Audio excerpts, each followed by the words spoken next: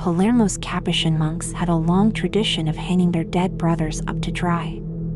Their crypt, now open to the public, is filled with still-clothed skeletons that seem to say, "Don't get too attached to your earthly existence, because very soon you'll be just like us." If your stomach can take it, a visit to the Capuchin Catacombs in Palermo is definitely something you should consider.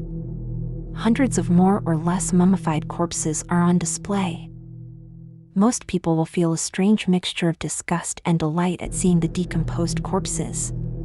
Some are enclosed in coffins, some are standing or lying in niches, attached to the wall with steel wire. People who wanted to be preserved in the catacombs requested it before they died. It was a sign of status to be on display, and you could remain there as long as your family paid. Pinned to the walls, sitting on benches and shelves and tucked away in open coffins are nearly 8,000 corpses, each one dressed in their Sunday best. In most of Western culture, the long dead are generally kept out of sight, hidden from the living. Here, it is the exception.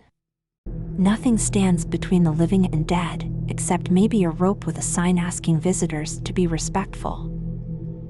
The ill-lit, musty catacombs have been separated into a few corridors, each one hosting a specific type of person. There is a room for religious figures, mainly those affiliated with the monastery. For professionals, such as doctors, and a room for women, virgins, and infants. The oldest corpse in the macabre collection is that of Silvestro de Gubbio, a friar who passed in 1599. It is believed that the particularly dry atmosphere allowed for the natural mummification of the bodies.